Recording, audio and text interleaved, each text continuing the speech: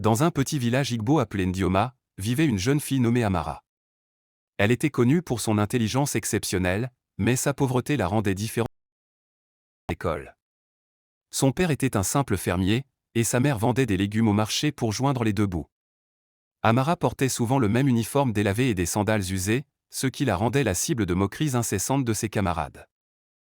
Chaque matin, Amara parcourait des sentiers poussiéreux pour se rendre à l'école avec un sourire rayonnant malgré tout. Elle adorait apprendre et rêvait de devenir médecin pour aider les gens de son village. Elle était toujours la première de la classe, mais cela attisait encore plus la jalousie de ses camarades. Regardez-la avec son uniforme troué. Elle croit qu'elle peut devenir quelqu'un avec sa pauvreté, riait souvent Shizom, la fille la plus riche de la classe. Malgré les moqueries, Amara gardait la tête haute. Elle savait que l'éducation était son seul moyen de changer son destin. Elle passait ses nuits à étudier à la lumière d'une lampe à huile pendant que ses parents dormaient.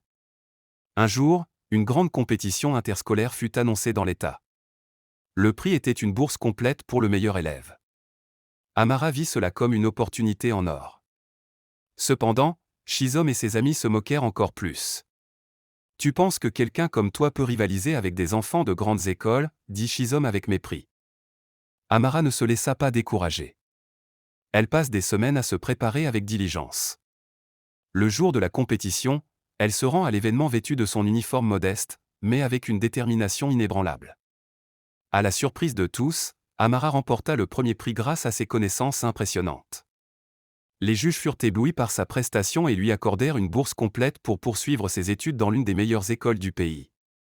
De retour au village, tout le monde parle d'Amara avec admiration. Même Shizom, honteuse, finit par s'excuser. Amara partit pour la grande ville pour étudier, mais elle n'oublia jamais ses racines. Quelques années plus tard, elle revient à Ndioma en tant que médecin et ouvre une clinique pour soigner gratuitement les habitants du village. Elle prouve que la pauvreté n'est pas une condamnation à vie et qu'avec la détermination et le travail acharné, tout est possible. Moralité, la vraie richesse se trouve dans le savoir et la persévérance, pas dans les biens matériels.